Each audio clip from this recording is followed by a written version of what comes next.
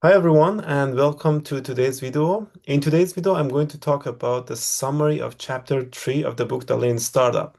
So the title of chapter 3 is about learning. How can you learn as a startup company? So as you know, or as you may know, like learning is one of the most essential parts of a startup company. And during the process of entrepreneurship, we always have to keep in mind that we have to learn.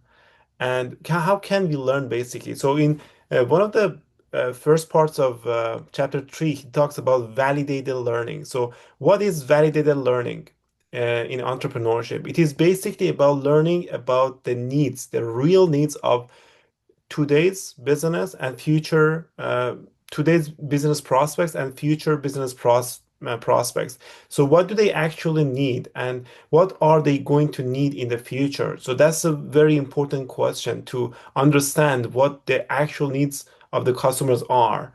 And according to the author, nothing like value is basically fulfilling customers' expectations. Value is, real value is something that it brings benefit to the customer. That's what what the definition of value is and nothing else, right?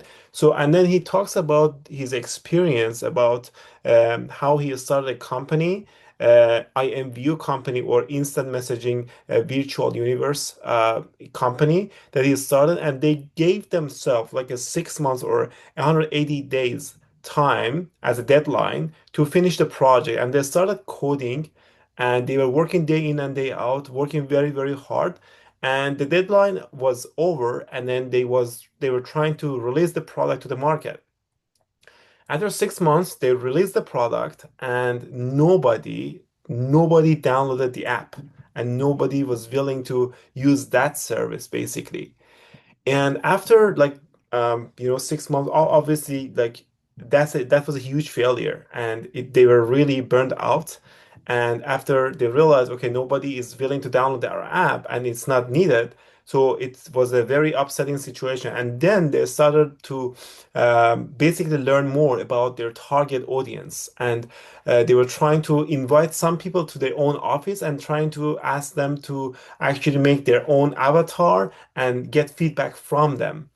And they asked them, okay, can you download this avatar and can you make your own avatar?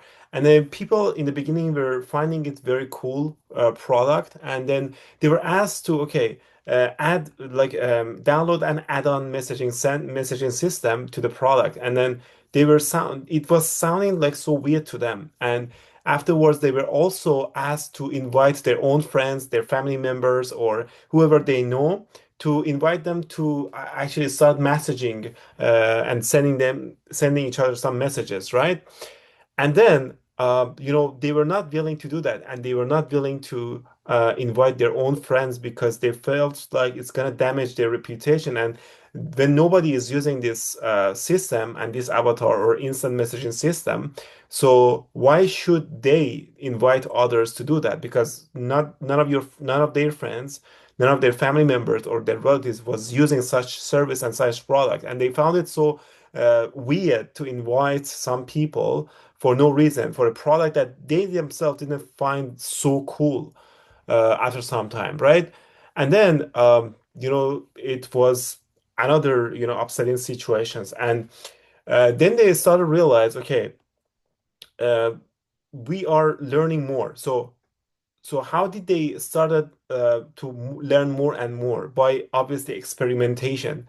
They did a lot of experiments, and for example, in one of their experiments that the author is trying to talk about, he says, they had a website and they had a prototype in there, and they were trying to send some people to the avatar messaging system and some people to 3D messaging system. And then after dividing them into two different groups, they were trying to measure the behavior of the people who were using the product as a prototype, right? So, and then, like I said, after measuring the behavior of their customers, they were learning more and more about them. And they realized that, okay, their actual needs of their customer is to basically finding and making new friends. And the more easier it was becoming for people to find new friends, they had more tendency to actually engage in this product, to be able to introduce this product to each other. And this was the validated learning. This is the real definition of validated learning when you try to measure their behavior, when you really understand what they actually want, right? So according to him, again, like I said, 180 days was wasted, total waste of time and coding and everything.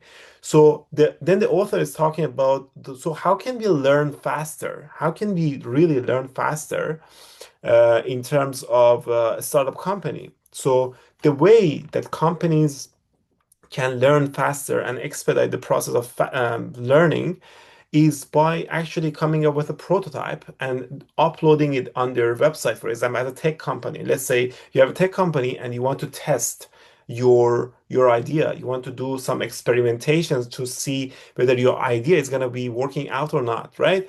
And then you don't have to like obviously spend 180 days and then nobody is willing to download your product. It's very embarrassing, obviously, right? So it's better to have a prototype on your system, on a website, and then trying to measure people's behavior.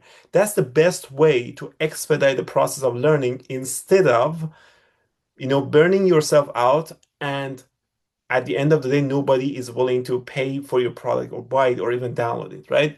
So that's the best way to learn instead of, being very emotional about your product and just try to work very hard and think that things are going to work in your way.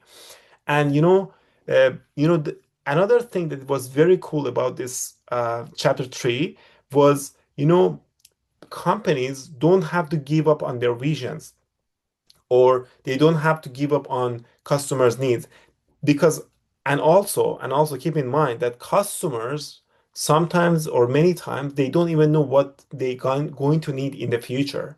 So the best things for companies is to realize what the vision is that I covered in chapter one and what the actual needs of their target audience are, and then find the sweet spot between them, right? You don't have to just focus on your own vision because your vision may not be applicable to the real customers. And you don't have to just look for the customer's needs, right? You have to look for like a balance things, like something between these two things in order to find the sweet spot and work accordingly. So this is the main idea that that the author is trying to talk about. And at the end of this chapter three, he comes up with a really interesting question that he says, okay, in today's world, the real question is not to whether I'm going to make this product or I'm not going to make it, because almost anything can that you can imagine can also be built. So the real question that we need to ask as an entrepreneur is should I make this product or not? That's the actual question that you need to answer instead of saying, okay, I'm going to build it or not. So should I really build it or I shouldn't, right? If the answer is no, obviously you don't have to go for it. But if you can find a real need for that product and you have done your experimentation and you feel like, okay, I need to do that, so then that's the time that you can actually rely on yourself and have more certainty to go for it. So yeah, that's the summary of chapter three, and I hope you enjoyed it. And thank you so much for watching this video. Thank you.